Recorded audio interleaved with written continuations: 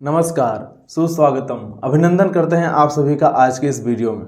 दोस्तों, आज के इस वीडियो में हम संज्ञा को विस्तार से समझेंगे, जानेंगे कि कौन सा शब्द किस संज्ञा में आता है। जैसे दया है तो यह दया कौन संज्ञा है, लाल किला है तो लाल किला कौन सा संज्ञा है, लड़का, सभा, लोहा, लकड़ी, मित्रता कौन संज्ञा है, घर, राजू, ये सब कौन संज्ञा है।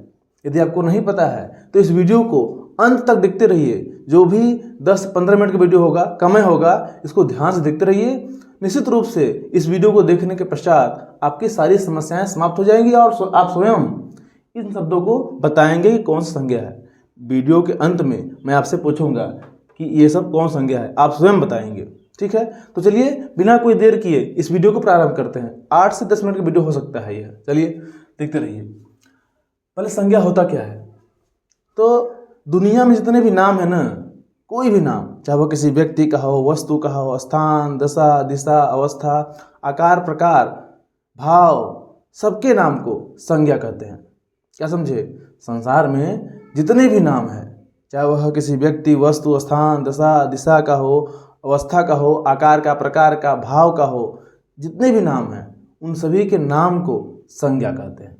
ठीक है, तो आप लोग अपने शब्दों में यह कह लीजिए कि किसी व्यक्ति, वस्तु, स्थान, दशा, दिशा, अवस्था, भाव आदि के नाम को संज्ञा कहते हैं। संज्ञा के 5 भेद होते हैं। अच्छा, मुख्य रूप से संज्ञा 3 ही प्रकार का होता है: व्यक्तिवाचक, जातिवाचक तथा भाववाचक। ठीक है। अच्छा, हम देखेंगे अब कि कौन संज्ञा का क्या परिभाषा है, किस संज्ञा का कौन सा परिभाषा है। ध्यान दीजिए, परिभाषा जानने से पूर्व पहले हम यह जानते हैं कि उसमें कौन सा शब्द आता है। यह जान लेंगे ना तो परिभाषा आपको आसानी से आ जाएगा। देखिए, जैसे जातिवाचक संज्ञा है तो इसके जितने भी उदाहरण होंगे ना, वह संसार में इकलौते होंगे।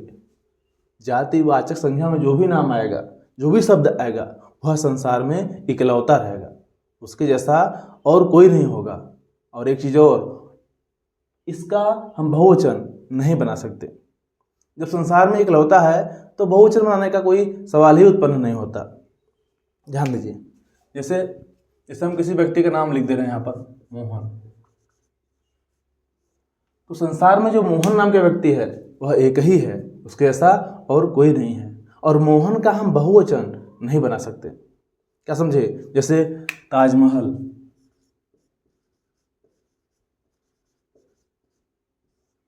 तो ताजमहल संसार में इकलौता है, इसके जैसा और कोई नहीं है, और ताजमहल का हम बहुवचन नहीं बना सकते। ठीक है। अच्छा, एक दो और लिख लीजिए व्यक्तिवाचक संज्ञा में। जैसे कि रामायण, रामायण संसार में इकलौता है, उसके जैसा कोई नहीं है, और रामायण का हम बहुवचन नहीं बना सकते। अब ध्यान दीजिए, जातिवाचक संज्ञा में कौन सा नाम आता है। कौन सा नाम आता है यह जान लेंगे ना तो परिभाषा आसान है, उसको समझना आसान है। जातिवाचक संज्ञा में कौन सा नाम आता है। देखिए, अभी हमने देखा कि जो व्यक्तिवाचक संज्ञा में नाम आता है, जो व्यक्तिवाचक संज्ञा में नाम आता है वह संसार में इकलौता होता है, उसके ऐसा और कोई नहीं होता है, और उसका हम बहुवचन नहीं बना सकते। उसी का उल्टा जातिवाचक संज्ञा होता है। यह संसार में इकलौता नहीं होता है, इसके जैसे बहुत सारे होते हैं, और इसका बहुवचन बनाया जा सकता है।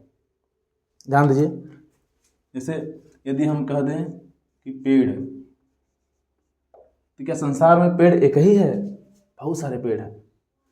जैसे हम कह दें सड़क, तो क्या संसार में सड़क एक ही है, बहुत सारे हैं। जैसे हम कह दें कि देश, तो क्या देश एक ही है, बहुत सारे देश हैं। तो ये इसके जो नाम आएंगे उदाहरण में, वह संसार में इकलौता नहीं होगा, इसके जैसे बहुत सारे होंगे, और इसका बहुवचन हम बना सकते हैं। अब आइए देखते हैं कि भाववाचक संज्ञा क्या होता है। अभी परिभाषा बताएंगे सबका, अभी आप उदाहरण समझ लीजिए, परिभाषा बताया जाएगा, आसान है वो। भाववाचक संज्ञा क्या होता है। संसार में जितने भी नाम हैं उसमें से बहुत सारे नामों को हम स्पर्श नहीं कर पाते, देख नहीं पाते। बहुत सारे नाम ऐसे होते हैं जिनको हम न देख पाते हैं और न स्पर्श कर पाते हैं। जब देख ही नहीं पाएंगे तो स्पर्श क्या करेंगे। वो मनुष्यों के भाव को प्रकट करता है, ये भाव होते हैं, अर्थात उसको हम न देख सकते हैं और न ही स्पर्श कर सकते हैं। जो उसके उदाहरण होंगे, न इसको हम देख सकते हैं और ना ही स्पर्श कर सकते हैं। देखिए जैसे क्रोध, क्या क्रोध को हम देख सकते हैं? मनुष्य के हाव भाव से, उसके शरीर की बनावट से हमें समझ सकते हैं कि वो क्रोधित है, परंतु क्रोध कहाँ है यह नहीं दिखाई देगा, और ना ही हम क्रोध को स्पर्श कर सकते हैं।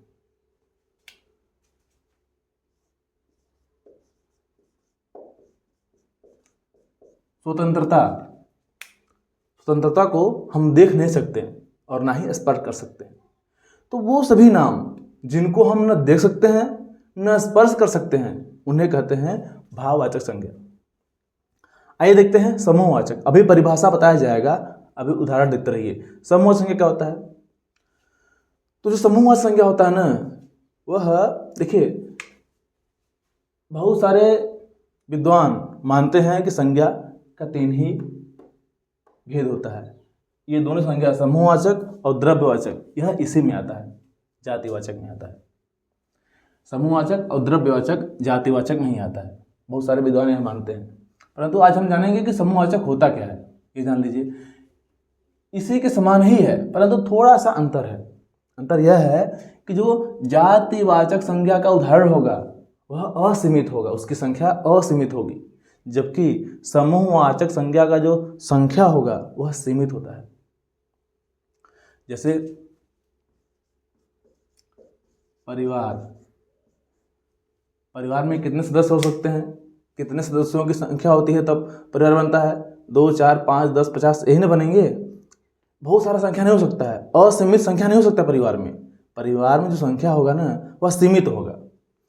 तो इसमें जातिवाचक और समूहवाचक में यही अंतर है कि जो जातिवाचक है उसकी जो संख्या है वह सीमित नहीं होती है, बहुत सारा अनगिनत होता है, जबकि समूहवाचक संख्या का संख्या सीमित होता है। समूहवाचक संज्ञा का जो संख्या होगा वह सीमित होगा। जैसे कक्षा, अब कक्षा में जो बच्चे बैठे हुए हैं वह 15, 20, 50, 200 यही ना होगा, यही मिलकर के कक्षा बनता है ना। तो कक्षा, परिवार, ये सब क्या हो जाएगा? समूहवाचक संज्ञा। समूहवाचक संज्ञा का संख्या जो होता है वह सीमित होता है, जबकि जातिवाचक संज्ञा का संख्या निश्चित नहीं होता है, सीमित नहीं होता है, असीमित होता है। द्रव्यवाचक क्या होता है? आप लोग पढ़े होंगे ठोस, द्रव, गैस। अच्छा, इसको हम समुदायवाचक संज्ञा भी बोलते हैं और इसको हम पदार्थवाचक संज्ञा भी बोलते हैं।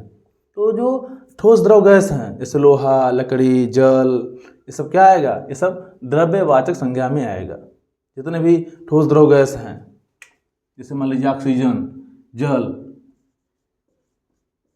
लोहा, ये किस में जाएगा? ईंट, ये ठोस हैं, और पेट्रोल, ये सभी किस में जाएगा? ये सभी जाएगा द्रव्यवाचक संख्या में। आप सभी ने पदार्थ को पढ़ा होगा, ठोस, द्रव, गैस जितने भी आते हैं जिनको हम माप सकते हैं, तौल सकते हैं, वो जाएगा द्रव्यवाचक संख्या में।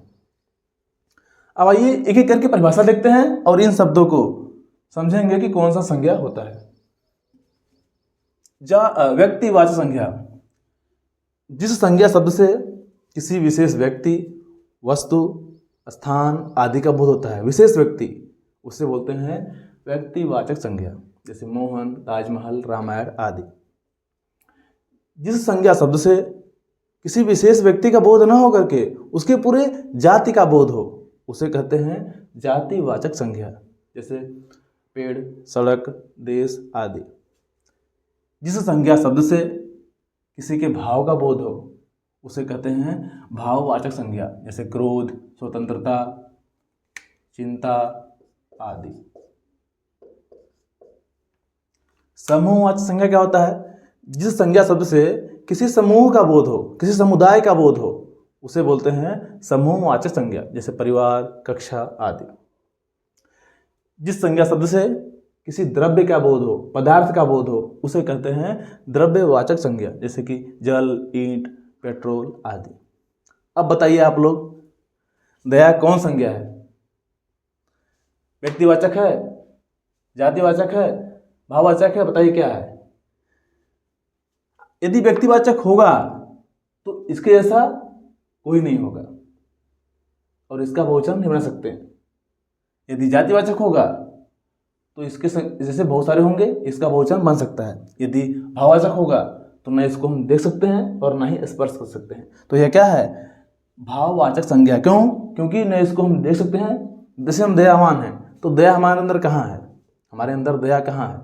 दिखाई देता है? नहीं दिखाई देगा। तो उसको ना देख सकते हैं। अच्छा, देख नहीं सकते हैं तो स्पर्श कहाँ से करेंगे? दया।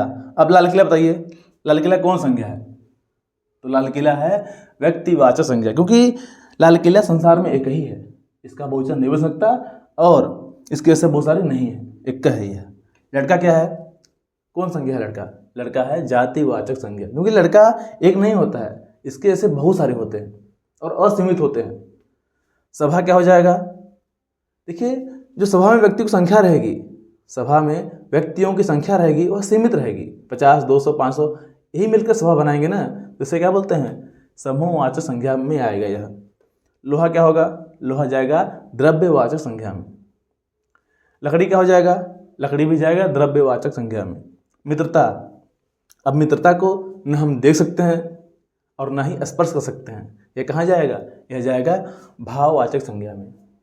घर। अब बताइए, घर एक होता है या अनेक होता है? तो घर अनेक होता है, असीमित होता है, कहाँ जाएगा यह? जातिवाचक संज्ञा में। अब राजू है तो राजू नाम के तो बहुत सारे होंगे, परंतु जो राजू होगा संसार में वह एकलौता तो होगा।